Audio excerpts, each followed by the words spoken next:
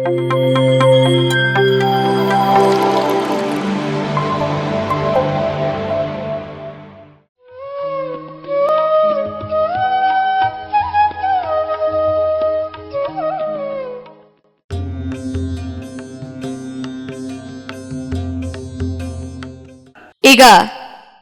ಕಾರ್ಯಕ್ರಮ ಶುರುವಾಗುವುದಕ್ಕಿಂತ ಮುಂಚೆ ಎಲ್ಲರೂ ಸ್ಪೀಚನ್ನು ಮಾಡಿದ್ದಾರೆ.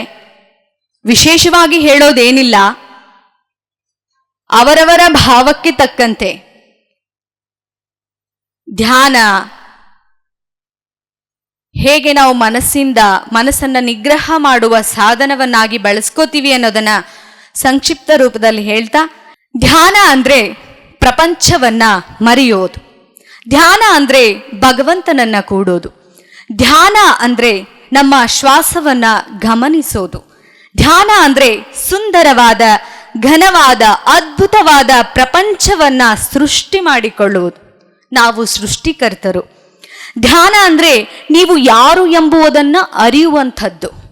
ಧ್ಯಾನ ಎಂದರೆ ಹಿಡಿತದಲ್ಲಿ ಇಟ್ಟುಕೊಳ್ಳುವಂಥದ್ದು. ಅಂದ್ರೆ ನಾಲಿಗೆ ಹಿಡಿತದಲ್ಲಿರಬೇಕು. ಅದು ಒಂದು ಚೂರು ರುಚಿಯಲ್ಲಿ ಅಥವಾ ಮಾತಿನಲ್ಲಿ ಏರುಪೇರಾದ್ರೆ ಏನು ಅನಾಹುತಗಳಾಗ್ತವೆ ಅಂತ ನಿಮಗೆ ಗೊತ್ತಿರುತ್ತೆ. ಅದನ್ನ ಉದಾಹರಣೆ ಕೊಡಬೇಕಾಗಿಲ್ಲ.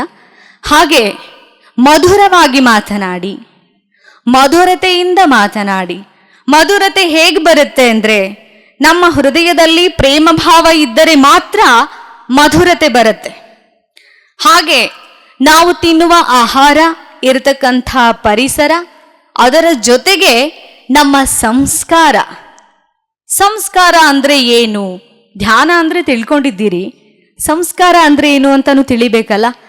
ಯಾಕೆಂದ್ರೆ ನಮ್ಮ ಶರಣರಿಗೆ ಅಂಥ ಒಂದು ಸಂಸ್ಕಾರ ಇತ್ತು ಅಂತಾನೆ ಇವತ್ತು 12ನೇ ಶತಮಾನದಿಂದ ಹಿಡಿದು 21ನೇ ಶತಮಾನದಲ್ಲಿ ನಾವು ಅದನ್ನ ಪ್ರಚಾರ ಮಾಡ್ತಿದ್ದೀವಿ, ಒಪ್ಕೊಂಡಿದ್ದೀವಿ, ಹಾಗೆ ನಡೀತಾ ಇದ್ದೀವಿ. ಅಂದ್ರೆ ಅಷ್ಟೊಂದು ಇಷ್ಟ ಆಗಿದೆ ಅಂದ್ರೆ ಅವರು ಎಷ್ಟು ಸಂಸ್ಕಾರವಂತರಾಗಿದ್ರು ಅನ್ನೋದಕ್ಕೆ ಒಂದು ಉದಾಹರಣೆ. ಯಾರು 12ನೇ ಶತಮಾನದಲ್ಲಿ ಶಿವಶರಣರ ಕಾಲದಲ್ಲಿ ಅವರೊಳಗೆ ಒಂದಾಗಿ ನಾವು ಇದ್ವಿ, ಅವರ ಅನುಕರಣೆಯಲ್ಲಿ, ಸಂಚಾರದಲ್ಲಿ, ಪ್ರತಿಯೊಂದು ಕಾಯಕದಲ್ಲಿಯೂ ಕೂಡ ಸಹಭಾಗಿ ಆಗಿದ್ವಿ ಅಂತಾನೆ ಇವತ್ತು ಅವರ ತತ್ವಗಳನ್ನ, ಅವರ ಹೆಸರನ್ನ ಕೇಳಿದಾಗ ಭಾವ ತುಂಬಿ ಬರುತ್ತೆ.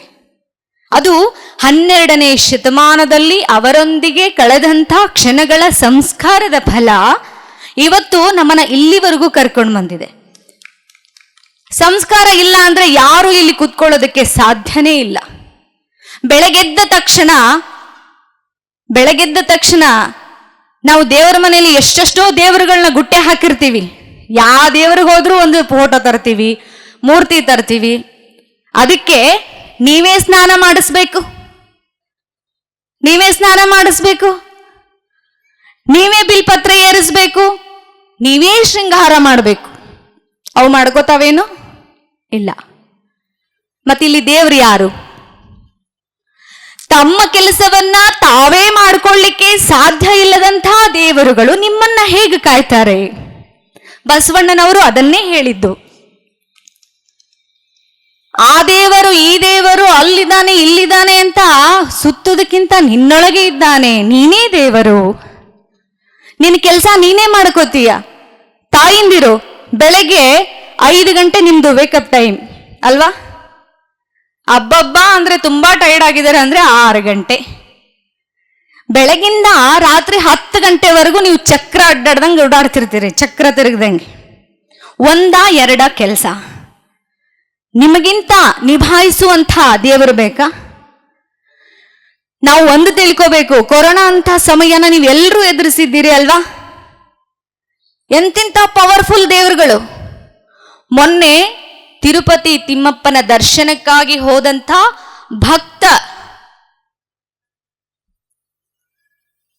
ಭಕ್ತ ಸಮೂಹದಲ್ಲಿ ತುಳಿತಕ್ಕೀಡಾಗಿ ಎಷ್ಟೋ ಜನ ಸತ್ರು, ಎಷ್ಟೋ ಜನ ಗಾಯಾಳುಗಳು ಆದ್ರು.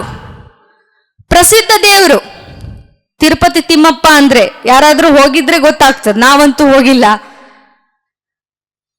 ಅಂಥ ಒಂದು ಸತ್ತವರಿಗೆ ತಲಾ 6 ಲಕ್ಷ ರೂಪಾಯಿ, ಗಾಯಾಳುಗಳಿಗೆ 2 ಲಕ್ಷ ರೂಪಾಯಿ. ಅಂದ್ರೆ ಜೀವ ಇರೋರಿಗೆ ಬೆಲೆನೇ ಇಲ್ಲ ಅನ್ನಂಗಾಯ್ತು. ಆಂಧ್ರ ಸರ್ಕಾರ ಘೋಷಣೆ ಮಾಡಿತು ಅಲ್ವಾ? ಅಂದ್ರೆ ತಲಾ 6 ಲಕ್ಷ ಸತ್ತವರಿಗೆ, ಗಾಯಾಳುಗಳಿಗೆ 2 ಲಕ್ಷ ಕೊಟ್ಟಾಯ್ತು. ದೇವರು ಸತ್ಯವಾಗಿದ್ದರೆ ಇಷ್ಟೊಂದು ಎಲ್ಲರೂ ಭಕ್ತಿಯಿಂದ ತಾನೇ ಅಲ್ಲಿಗೆ ಹೋಗಿದ್ದು, ಕಾಪಾಡಬಹುದಿತ್ತಲ್ಲ.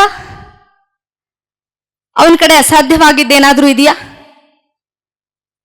ಒಬ್ಬ ಶಿಲ್ಪಿ ಒಂದು ದೇವರ ಮೂರ್ತಿ, ನಿಮ್ಮೂರಲ್ಲಿ ಒಂದು ದೇವರ ಗುಡಿ ಕಟ್ತಾ ಇದ್ದಾರೆ ಅಂದ್ರೆ ಅದರ ಮೂರ್ತಿ ಯಾರು ಮಾಡ್ತಾರೆ? ಶಿಲ್ಪಿ. ಶಿಲ್ಪಿ ಅದನ್ನ ಮೂರ್ತಿ ಕೆತ್ತುತ್ತಾನ, ಕಾಲಿಡ್ತಾನೋ ಕೈ ಇಡ್ತಾನೋ, ಅದು ಏನೇನ್ ಮಾಡಿ ಕೆತ್ತಿರ್ತಾನೋ ಗೊತ್ತಿಲ್ಲ. ಮಾಡಿದ್ಯಾರು? ಮನುಷ್ಯನೇ. ಮೂರ್ತಿ ಮಾಡಿದ್ಯಾರು? ನೀವುಗಳೇ. ಅದನ್ನ ಮೆರೆಸಿ ಅದಕ್ಕೆ ಶೃಂಗಾರ ಮಾಡಿ ದೇವರ ಗುಡಿಲಿಟ್ಟು, ಅಪ್ಪ ನನ್ನ ಕಾಪಾಡು, ಅಪ್ಪ ನನಗೆ ಆರೋಗ್ಯ ಕೊಡು. ಅಲ್ಲಪ್ಪ, ನೀವೇ ಅವನನ್ನ ತಯಾರು ಮಾಡಿದ್ದು. ಅವನಿಗೆ ಆರೋಗ್ಯ ಕೇಳ್ತೀರಂದ್ರೆ ನಿಮ್ಮಷ್ಟು ಹುಚ್ಚರು ಯಾರಿದ್ದಾರೆ ಅಂತ. ಬಸವಣ್ಣನವರು ಅದಕ್ಕೆ ಹೇಳಿದ್ದು ಕಾಯಕವೇ ಕೈಲಾಸ. ಇಲ್ಲಿ ಎಲ್ಲರೂ ತಿಳ್ಕೊತಾರೆ ಕಾಯಕ ಅಂದ್ರೆ ಕೆಲಸ ಮಾಡೋದು ಅಂತ. ಯಾರಿಗೆ ಕಾಯಕವೇ ಕೈಲಾಸ ಅಂದ್ರೆ ಏನು ಅಂತ ಗೊತ್ತಿದೆ? ನನಗೆ ಗೊತ್ತಿಲ್ಲ. ಬಟ್ ಗೊತ್ತಿದ್ದವ್ರಿಗೂ ಮತ್ತೆ ರಿಪೀಟ್ ಹೇಳ್ತೀನಿ, ಗೊತ್ತಿಲ್ದಿರೋರು ತಿಳ್ಕೊಳ್ಳಿ. ಕಾಯಕ ಅಂದ್ರೆ ಕೆಲಸ. ಬರೀ ಕೆಲಸ ಅಷ್ಟೇ ಕೈಲಾಸ ಆಗ್ತಿತ್ತು ಅಂದಿದ್ರೆ ಅದು ಕಾಯಕವೇ ಕೈಲಾಸ ಅಂತ ಬಸವಣ್ಣವ್ರು ಹೇಳ್ತಾ ಇರಲಿಲ್ಲ. ಕೆಲಸ ಕೈಲಾಸ ಅಂತ ಹೇಳ್ತಿದ್ರು. ಇಲ್ಲ ಜವಾಬ್ದಾರಿನೋ ಅಥವಾ ಕರ್ತವ್ಯನೋ ಅಂತ ಇದ್ದಿದ್ರೆ ಕರ್ತವ್ಯ ಕೈಲಾಸ ಅಂತ ಹೇಳ್ತಿದ್ರು. ಆದ್ರೆ ಕಾಯಕವೇ ಕೈಲಾಸ ಆಗೋದು ಯಾವಾಗ ಅಂತ ಅಂದ್ರೆ, ನಾವು ಕಾಯಕ ಮಾಡಿ ಅಂದ್ರೆ ಕೆಲಸ ಮಾಡಿ ಬಂದ ಹಣದಿಂದ ಅಥವಾ ಇನ್ಯಾವುದೋ ವಸ್ತುವಿನಿಂದ ನಾವು ಅಷ್ಟೇ ಬದುಕೋದಲ್ಲ, ನಮ್ಮ ಜೊತೆಗೆ ಸುತ್ತಮುತ್ತಿನ 4 ಜನರು ಕೂಡ ಬದುಕುವ ಹಾಗೆ ಸಹಕರಿಸಿ, ನಾನು ನಕ್ಕು ಇನ್ನೊಬ್ಬರನ್ನು ನಗಿಸುತ್ತಾ ಹೋಗುವ ದಾರಿಯಲ್ಲಿ ಎಲ್ಲರೂ ಜೊತೆಗೂಡಿ ಆನಂದದಿಂದ ಹೋಗೋಣ ಅಂತ ತಿಳ್ಕೊಂಡು ಯಾರು ಆ ಭಾವದಿಂದ ಬದುಕ್ತಾರೋ ಅದಕ್ಕೆ ಕಲ್ಯಾಣ ಕೈಲಾಸ ಆಗಿತ್ತು. ಬಂದವರಿಗೆ ನಿರಂತರ ದಾಸೋಹ, ಯಾರು ಉಪವಾಸ ಹೋಗ್ತಿರ್ಲಿಲ್ಲ. ಅನ್ನದಾಸೋಹದ ಜೊತೆಗೆ ಜ್ಞಾನದಾಸೋಹವೂ ಕೂಡ ಇತ್ತು. ನಾವೀಗೇನು ನೀವಿಲ್ಲಿ ಪಿರಮಿಡ್ ಧ್ಯಾನದ ಮಹತ್ವವನ್ನು ನೀವೆಲ್ಲರೂ ತಿಳ್ಕೊಂಡಿದ್ದೀರಿ. ಒಂದೂರಿಗೆ ಹೋಗ್ಲಿಕ್ಕೆ 100 ದಾರಿ, ಆದರೆ ಮೂಲ ಒಂದೇ, ಭಗವಂತನನ್ನ ಕೂಡುವುದು. ಮತ್ತೆ ಮತ್ತೆ ಈಗ ಧರಿಸಿದ ಬಟ್ಟೆಯನ್ನ ಮತ್ತೆ ಮತ್ತೆ ಹಾಕ್ತಿವಿ ಅಂದ್ರೆ ನಮ್ಗೆ ಬೇಜಾರಾಗತ್ತೆ. ಹಾಗೆ ಮತ್ತೆ ಮತ್ತೆ ಹುಟ್ಟೋದು ಅಂದ್ರೆ ಬೇಜಾರು ಪಡ್ಲೇಬೇಕಲ್ಲ. ಮುಕ್ತಿಯ ಪಥದೆಡೆಗೆ ನಾವು ಹೋಗ್ಬೇಕಾಗಿತ್ತು ಅಂದ್ರೆ ನಾವು ಈಗಲೇ ಪಾಯ ಹಾಕಬೇಕು. ಸುಂದರವಾದ ಮನೆಯನ್ನ ಕಟ್ಟಬೇಕು ಅಂತ ನಾವು ಈಗ ಅನ್ಕೊಂಡಿದ್ರೆ ಅದಕ್ಕೆ ಸುಂದರವಾಗಿರ್ತಕ್ಕಂಥ ಪಾಯ ಗಟ್ಟಿ ಬೇಕಲ್ಲ, ಅಡಿಪಾಯ ಗಟ್ಟಿ ಬೇಕಲ್ಲ. ಅದಕ್ಕೋಸ್ಕರ ನಮ್ಮ ಜೀವಕ್ಕೆ ಮುಕ್ತಿ ಆಗ್ಬೇಕಾಗಿತ್ತು ಅಂದ್ರೆ ಈಗಿನಿಂದಲೇ ನಾವು ಸತ್ಕಾರ್ಯವನ್ನ ಸಾಧ್ಯವಾದಷ್ಟು ದಾನ ಮಾಡಬೇಕು. ದರಿದ್ರ ಆಗಬಾರದು. ನೀನು ಉಂಡು ಇನ್ನೊಬ್ಬರಿಗೂ ಉಣಿಸಿ, ನೀನು ಬದುಕಿ ಇನ್ನೊಬ್ಬರನ್ನು ಬದುಕಿಸಿ, ಸಂತೋಷವನ್ನ ಹಂಚಿ ಪ್ರೀತಿಯಿಂದ ಬದುಕೋದೆ ಇದೂ ಧ್ಯಾನವೇ. ಯಾವುದೋ ಒಂದು ಮೂಲೆ, ಒಂದು ಮನೆನೋ ಅಥವಾ ಒಂದು ದೇವಸ್ಥಾನನೋ ಎಲ್ಲೋ ಕುತ್ಕೊಂಡು ಕಣ್ಣು ಮುಚ್ಚಿ 3 ತಾಸು ಧ್ಯಾನ ಮಾಡದೆ, 4 ತಾಸು ಧ್ಯಾನ ಮಾಡದೆ, ನಮ್ಮ ತಾಯಿಯಂದಿರು 24 ತಾಸು ಧ್ಯಾನ ಮಾಡ್ತಾರೆ. ನಮ್ಮ ತಂದೆಯರು 24 ತಾಸು ಧ್ಯಾನ ಮಾಡ್ತಾರೆ. Driving is good meditation. Driving ಮಾಡುವಾಗ ಸ್ವಲ್ಪ ಎಚ್ಚರ ತಪ್ಪಿದ್ರೆ ಏನಾಗ್ತದೆ? ಅದು ಕೂಡ ಮೆಡಿಟೇಷನ್. ತಾಯಿಂದಿರು ಬೆಳಗ್ಗೆಯಿಂದ ಅಡುಗೆ ಕೆಲಸದಲ್ಲಿ ತೊಡಗಿರ್ತಾರೆ, ಮನೆ ಕೆಲಸದಲ್ಲಿ ತೊಡಗಿರ್ತಾರೆ, ಅವರು ಕೂಡ ಅದು ಧ್ಯಾನನೇ. ತಂದೆಯರು ಬೆಳಗ್ಗೆಯಿಂದ ಆಫೀಸಿಗೆ ಹೋದ್ರೆ ಅಲ್ಲಿ ಲಕ್ಷ್ಯ ಇರಲಿಲ್ಲ ಅಂದ್ರೆ ಕೆಲಸ ಏನಾಗ್ತದೆ? ಬಾಸ್ ಏನ್ ಮಾಡ್ತಾರೆ? ಅದು ಮೆಡಿಟೇಷನ್. ಕೈ ಕಾಲುಗಳ ಕೆಲಸ ಮಾಡ್ತಾ ಇರ್ತವೆ, ಮನಸ್ಸೇನ್ ಮಾಡ್ತಿರ್ತದೆ. ಹೆಂಗಿರಬೇಕು ನಮ್ಮ ಧ್ಯಾನ ಅಂದ್ರೆ ಗಮನ ಒಂದೇ ಕಡೆಗಿರಬೇಕು. ಹಂಗಂತ ಹೇಳಿ ಗಮನ ನಮ್ದು ಇಡೀ ಜೀವನ ಎಲ್ಲ ಬಾಜು ಮನೆಯವ್ರು ಏನ್ ಮಾಡಿದ್ರು, ಎಂತ ಮನೆ ಕಟ್ಟಿದ್ರು, ಎಂತ ಫ್ರಿಜ್ ತಂದ್ರು, ಎಂತ ಟಿವಿ ತಂದ್ರು, ಇದ್ರ ಮೇಲೆ ಗಮನ ಜಾಸ್ತಿ ನಮಗ್. ಇಲ್ಲ ಪಕ್ಕದ ಮನೆ ಮಗಳ ಮಾರ್ಕ್ಸ್ ಅಷ್ಟು ಬಂದವ, ನನ್ನ ಮಗನ ಮಾರ್ಕ್ಸ್ ಇಷ್ಟು ಬಂದವ.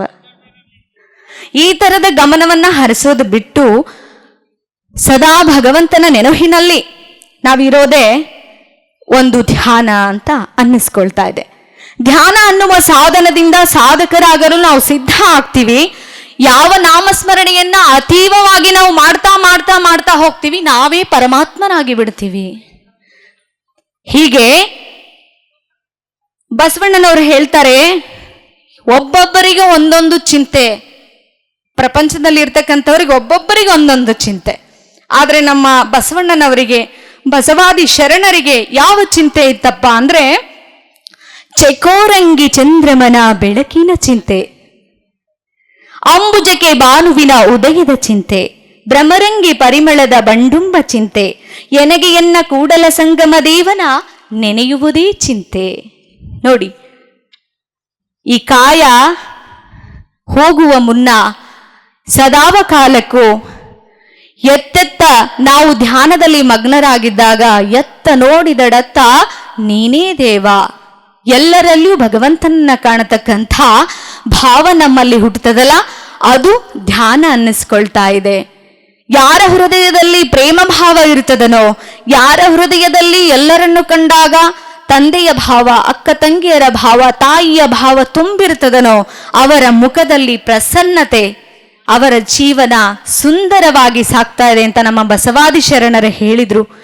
ಈ ಒಂದು ಧ್ಯಾನದ ಪತ್ರಿಜಿ ಮಹಾಸ್ವಾಮಿಗಳವರ ಸ್ಪೀಚ್ ಜೊತೆಗೆ ಅವರ ಬರವಣಿಗೆಯನ್ನು ಓದಿ, ಹಾಗೆ ಅದರ ಜೊತೆಗೆ ಬಸವ ತತ್ವದ ಅಭ್ಯಾಸವನ್ನೂ ಮಾಡಿ ನಿಮ್ಮ ಜೀವನದಲ್ಲಿ ನೀವು ಸುಖವಾಗಿರಬೇಕಾಗಿತ್ತು. ಇದೇ ಜನ್ಮದಲ್ಲೇ ನೀವು ಮಾಡಿದ್ದನ್ನ ಅನುಭವಿಸಿದರೆ ಮಾತ್ರ ಅದು ಸಾರ್ಥಕ.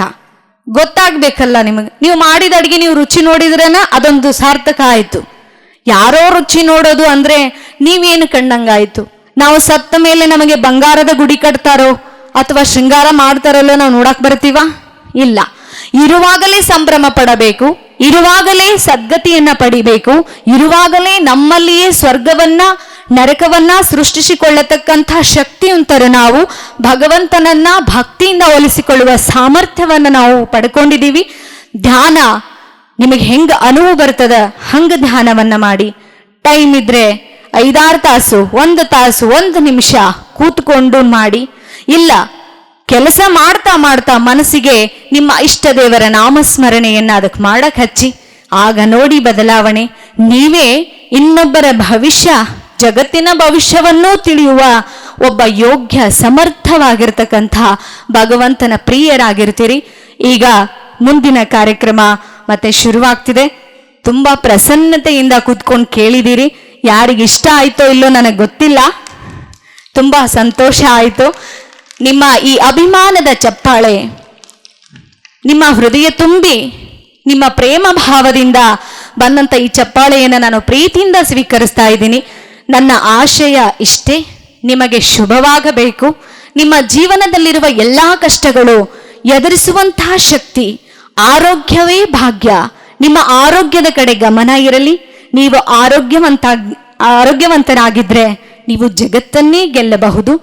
ಹಾಗಾಗಿ ನೀವು ತುಂಬಾ ಇಂಪಾರ್ಟೆಂಟ್.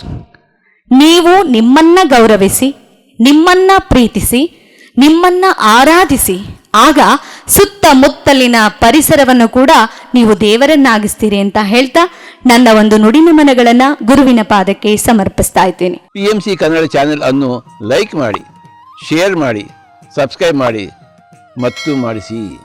ಎಲ್ಲರಿಗೂ ಧನ್ಯವಾದಗಳು.